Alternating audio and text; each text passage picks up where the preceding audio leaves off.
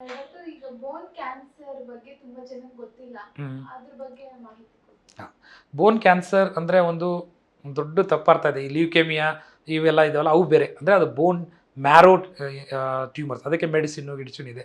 ಬೋನ್ cancer ಅಂದರೆ skeletal system cancer, like ಆಸ್ಟಿಯೋಸರ್ಕೋಮಾ, ಅಂದರೆ ಇವಿಂಗ್ ಸರ್ಕೋಮಾ, ಆಸ್ಟಿಯೋಕ್ಲಾಸ್ಟೋಮಾ, ಆಸ್ಟಿಯೋಬ್ಲಾಸ್ಟೋಮಾ, ಮತ್ತು ನಾವು ಕಾಂಡ್ರೋಸರ್ಕೋಮಾ, ಅಂದರೆ ಇವು ಮೂಳೆಗಳಿಂದ ಅರೈಸ್ ಆಗುವ ಗಡ್ಡೆಗಳು. ಅದಕ್ಕೆ ಹೇಗೆ ನಮಗೆ ಬ್ರೆಸ್ಟ್ ಬಗ್ಗೆ ಅವೇರ್ನೆಸ್ ಇದೆ, ಎಲ್ಲ ಬಗ್ಗೆ ಅವೇರ್ನೆಸ್ ಇದೆ, ಹಂಗೆ ಯಾವುದೇ ಮೂಳೆ ಮೇಲೆ ಒಂದು ಲಂಪ್ ಆದರೆ, ಸ್ವೆಲ್ಲಿಂಗ್ ಆದರೆ, ಅದು ಗ್ರೋ ಆಗ್ತಾಯಿದ್ದು, ಪೇನ್ ಆಗ್ತಾಯಿದ್ದು, ತೂಕ ಏನಾದರೂ ಕಡಿಮೆ ಆಗಿಬಿಟ್ಟು ಊಟ ಹಸ್ತಾ ಇರಲಿಲ್ಲ, ಮತ್ತು ಒಂಥರ ಕೆಥೆಕ್ಷಿಕ್ ಫೀಲಿಂಗ್ ಇದ್ದಾಗ ಡಾಕ್ಟರ್ನ ಬಂದು ಸರ್ವೆ ಮಾಡಬೇಕು. ಯಾಕೆ ಹೇಳ್ತಾ ಇದ್ದೀನಿ ಅಂದರೆ, ಇದನ್ನು ಅರ್ಲಿ ಸ್ಟೇಜಲ್ಲಿ ಡಿಟೆಕ್ಟ್ ಮಾಡಿದರೆ 80% ಜೀವನ ಉಳಿಸ್ಬೋದು.